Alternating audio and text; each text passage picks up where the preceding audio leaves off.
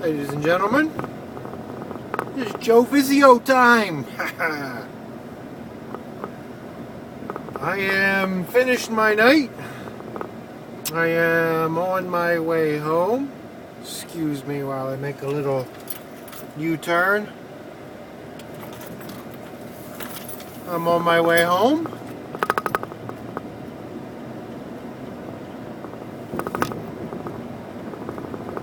And make a little video. I want to do this subject here. Tell you kind of a story. I kind of want to jump right into it because it might get a little bit lengthy. I've already tried to do this once a little bit, but as I have not been deleting videos from my phone, it kind of shut down once the hard drive got full. So, I'm going to attempt to do this again. I just kind of wanted to tell a little bit of a story about what it was like turning 18, the events up coming till I turned 18, 17 and a half-ish. Things with my father and how I moved out, and so I'll just kind of jump right into it. Now, if you would, going to flash back here, and it's 1991. I believe that's right. I was 18 years old. And my father never told me, son, you're 18, you must move out of my house now. But the conditions that I lived in with my father, I always like to compare it, and I'm not trying to, I know some of these people really have it bad, but I always compare it to like the people who live in Cuba. They think they have it so bad that some of them, when they're standing out on that beach, they fuck it, I'm going to swim to Florida. It's only 90 miles. That's kind of how I was. Again, granted, I'm not trying to belittle anything that the poor people of Cuba have gone through. This is just an example that I like to make. So, once I really had my fill and I had my first opportunity, I left. Now, when I was 17, I was like, 17, just turned 17, a little bit into my 17. I had this job. I had a job down at a restaurant called Shoney's. I don't know if they're still around. I know there's a couple here or there. But anyway, I was working at Shoney's. And I was a salad buffet person at night. The Shoney's that I worked at was, probably a good 4 miles-ish from where I lived. And to kind of paint the picture, for those of you who know the area, I was living in Kissimmee, Florida. And I was living in an apartment complex that was right on the corner of 192 and I-4. I mean, this is like the back door of Disney. And, they have their seasons when they hire, when they don't hire. And unfortunately for me, as I was trying to find my job, that was the closest job that I could find. Now, I lived there at 192 and I-4. My Shoney's that I worked with was all the way out at Lake Buena Vista, which is pretty much Disney. My father really didn't want to drive me to and from work. From what I remember, there's a couple times where he would drive me over there. But, he wasn't getting dressed at 11 o'clock at night and driving over there to pick me up. So, unfortunately, a lot of times I would end up walking. And when I say 3 or 4 miles, give or take, that's the short way. That was by walking on Interstate 4, walking on the interstate. Imagine your 17-year-old child walking on an interstate. And if you know what I-4 is, I mean, just think of I-75 or I-95. Just I-4 just isn't as long. I don't actually know why they call I-4 an interstate, because it actually doesn't go out of the state or anything. But anyway, so I would walk down I-4. I would have to walk across I-4 to get back over to where I lived. And then, you know, my sister did me a solid, and she talked to her boss. She was a waitress over at the IHOP, which was a 5-minute walk from where I was living, and the guy had agreed to hire me on as a dishwasher busboy. You know, I mean, I was 17 years old. I wasn't going to be the fucking manager. So, you know, I mean, I did what was available. So, as I was working at this IHOP, you know, I met a guy, and, you know, we became friends. And, my father had this habit of, if he had something to say with me, he had no issue whatsoever about calling me at work and telling me about it. And it wasn't ever good. You know, he wasn't calling me to tell me that the Phillies had won. He was calling me to let me know that I left my clothes in the dryer, I left a drink on the table, I didn't put the toilet seat down, you know, just threw that one in there.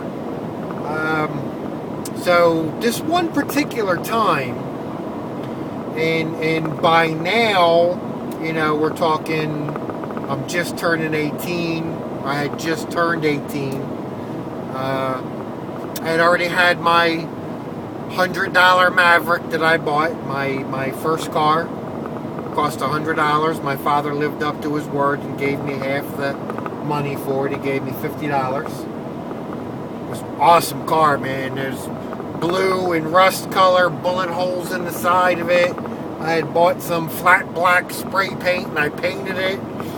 And you know, that was my to and fro, man. I loved that car. It was a piece of shit. It was a rolling road hazard, but I loved that car, man. That was mine. That was my first ticket to freedom. So, one day my car broke down. I mean, of course, 1970 Maverick, you know, bullet holes in the side. This car was a piece of shit. Still loved it, though. So anyway, my car broke down, and I had the car towed to my father's hotel. And my father's hotel, the apartment complex we lived, was right behind the hotel that my father was the manager of. Radisson Resort Parkway. Look it up, and you'll get an idea of the intersections and everything that I'm talking about. I'm not lying. This is real. My stories are real. So, I had my car towed over to that hotel because sometimes on off hours, some of the engineers that worked for my father, you know, they would help me out. You know, if I had a problem with my car, you know, every one of these guys had some kind of backgrounds in mechanics, so they could help me problem shoot and fix my car. So, naturally, that's where I had my car towed. So, it had already been, you know, 4 or 5 days since my car was sitting at that hotel, just because, you know, nobody really had the time. I can't go in there and force anybody to do that. I mean, it's a favor. You know, if you could do it, that's great. So, my father calls me at work, and when I pick up the phone, he is literally screaming at me. He is screaming at me to get my piece of shit car off of his property because I let my insurance get canceled. Which, All right, you don't have to scream at me. You don't have to call me names or anything like that. If my insurance got canceled, I understand that's a liability, and you can't have it on the property. That makes perfect sense. But it wasn't my insurance that got canceled. My father has the same name as me. He's senior, I'm junior. It was his insurance that got canceled, not mine. So, anyway, and by the way, he never apologized to me for that.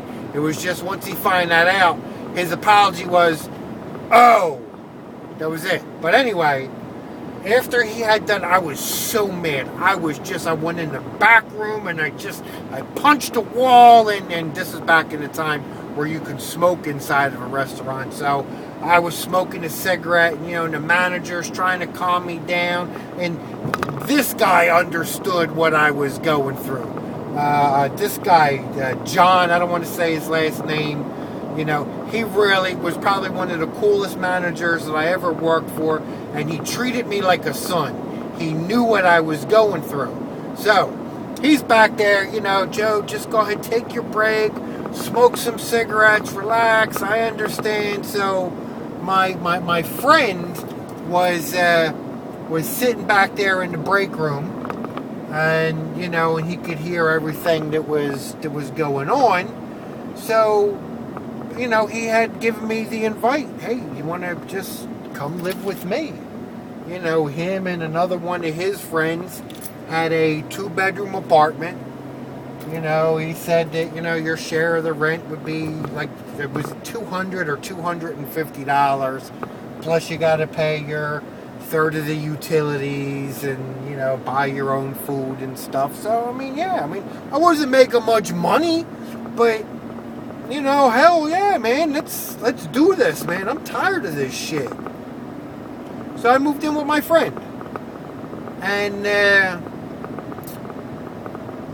it wasn't all sunshine and roses, we were 3 young men living in an apartment, really didn't have so much good guidance. We weren't very responsible, so within about 6 months or so, we ended up getting our eviction notice. So, I asked my dad if I could come and stay with him again. I was 18 years old, man. I just, he's my parent. I don't have nowhere else to go. Hey, Dad, let me move back in. I've seen the error of my ways. And, reluctantly, he let me come back, which I really didn't understand because I didn't do anything wrong living with him. I was just there. I was just crimping his style. That's all it was, man. I was crimping his style. And like I was having orgies and doing drugs and snorting cocaine off of his dining room table. Wasn't doing none of that shit. None of it. So, I reluctantly got to come back, and I got read all the rules. Don't touch this. Don't touch that. If you do this, I'll throw you out. If you do that, I'll throw you out. So, he didn't want me there. He did not want me to come back there. But I really didn't have much of a choice, so, I went back and I stayed there. And, he kind of wanted his girlfriend to move in. So, after, there was one time I didn't screw the pickle jar lid on tight enough, and he had to, you let me see this again, I'm going to throw, you don't touch my food, you don't even touch it. So, there was reality. I have to get out again. So, I had met this girl up at the IHOP, and, we had gone out on a few dates, and, after telling her what was happening, she was like, well, why don't you just move in with me?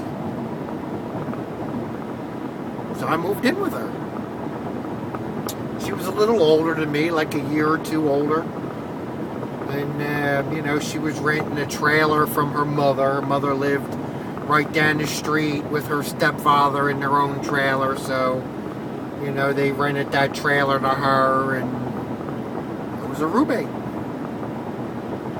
So, I'm out of my house, out of my father's house, which, that's kind of, although he never said, get the fuck out, he didn't want me there.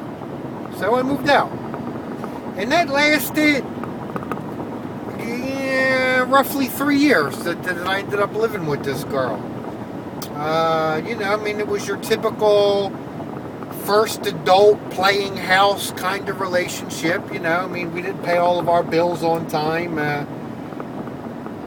I ended up, being true to the trailer park, and, there was a little fight, and I punched some glass. Can't see it, but I got scars on my hands from where the hospital charged me $1,500 to sew my hand back together, which was my first real taste into the credit world, because I didn't have $1,500 to pay anybody for my hand.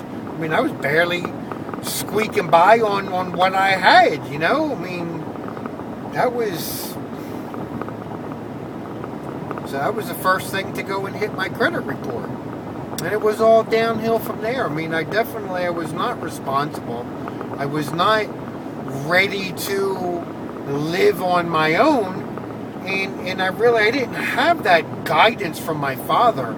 My father didn't say, okay, son, this is how you balance a checkbook. This is how you balance your budget.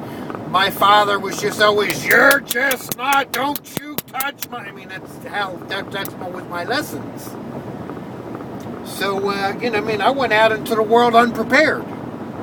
So did this girl.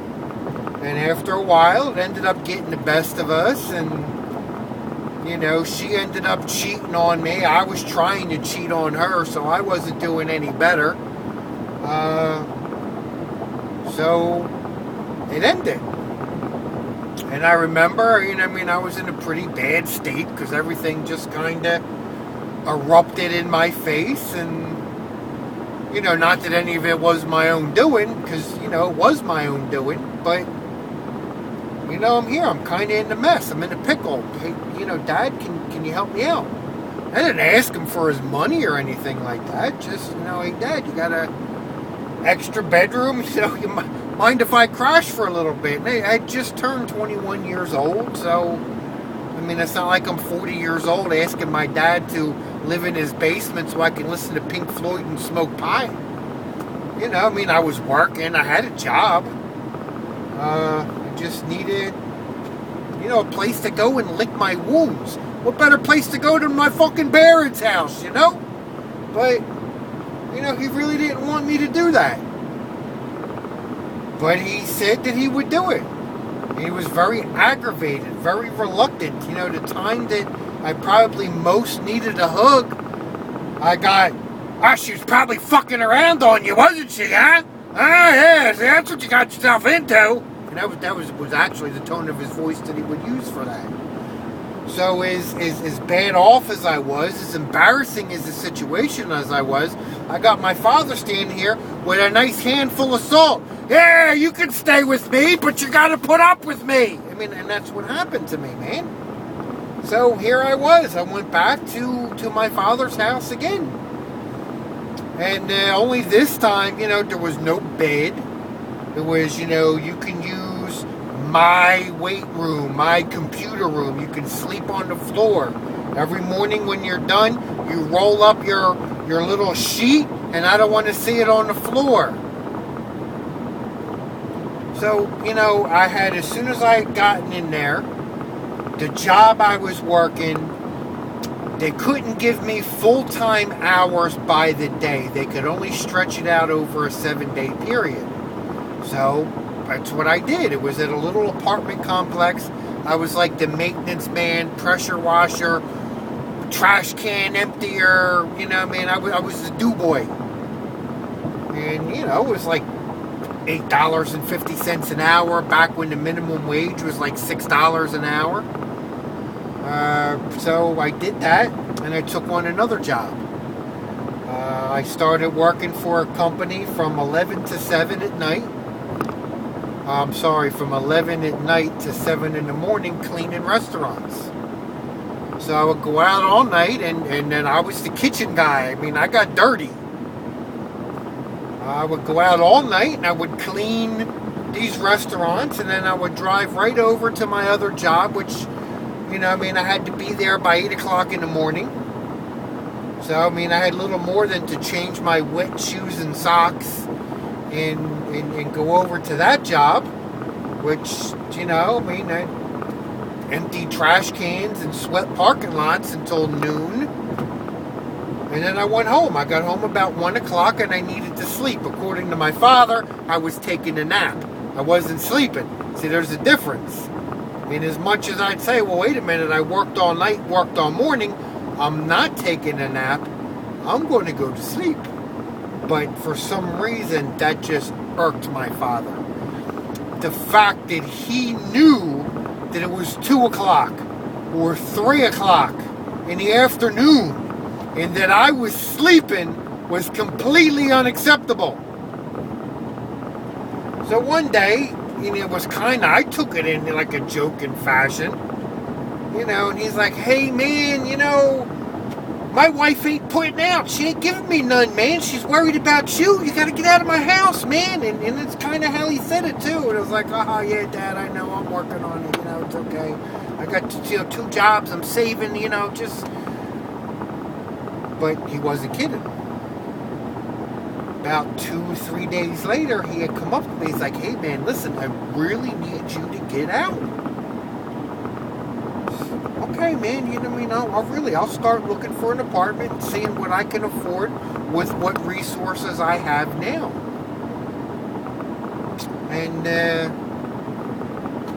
you know, I would go to work, get done, go to work, which, by the way, my restaurant job was a 6-day-a-week job. And it was my choice. You can work 5 or 6 days. He wouldn't let you work 7. And I worked the 6 days just for that extra day's worth of pay. I mean, it wasn't nothing. Go in there and just cleaned up the restaurant, man. It's cheese, man. It's cheese. So, you know, I had like a half a day off a week. And, you know, I mean, I was trying to find a job, man. I was trying to find an apartment. And it was probably about a week after that. I had come home from both of my jobs. I was soaking wet. I mean, my feet are just blistered from walking around in wet shoes and socks all day. It was on a Saturday. And I come in the house. And he says to me, did you find an apartment yet? And I was just aggravated. I said, Dad, man, you gotta give me a break, man. I said, I'm looking. I said, I'm working 2 jobs. I'm doing everything I can. And he stood up and he grabbed me by the back of my hair and he pulled my head back and he says, you get the fuck out now. I pulled away and I just went into the room. And he says, you got 3 days to find something.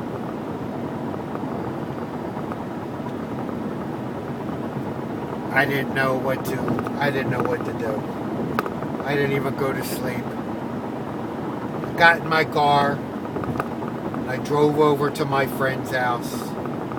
And, you know, my friend, he was the weed man. So I'm going to just go over and drown my sorrows in a joint. I was telling my friend what happened, and he said, you know, you can go out and stay with me if you like.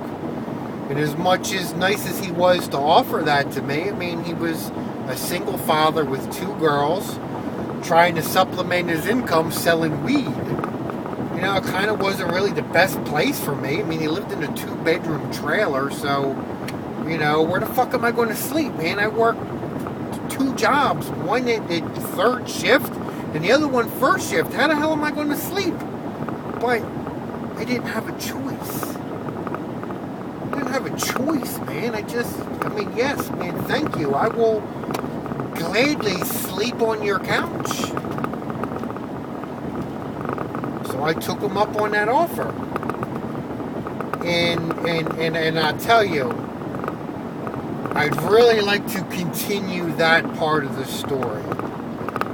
Because that actually leads me down a road that, I mean, I had a friend save my life. I mean, I wish I could find this friend. I can wish that I can even remember her last name. Her first name was Anne. Annette. Just, I mean, this is a person that just seen something that I couldn't see at the time and literally saved my life. And I would like to get into that, but I'd like to finish this up here.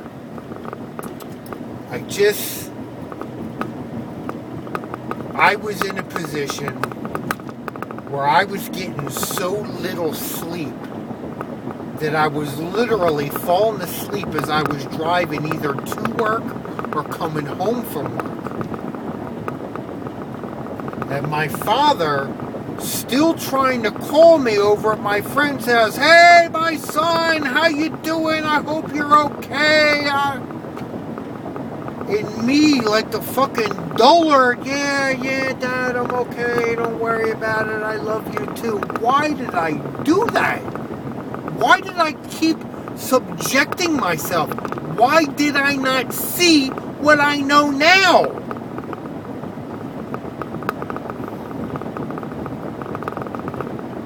So I stayed there with my friend, sleeping on his couch. I worked my 2 jobs, and I did what I can do, whatever I could do to try and pull myself out of the ashes. I was just 21 years old, man.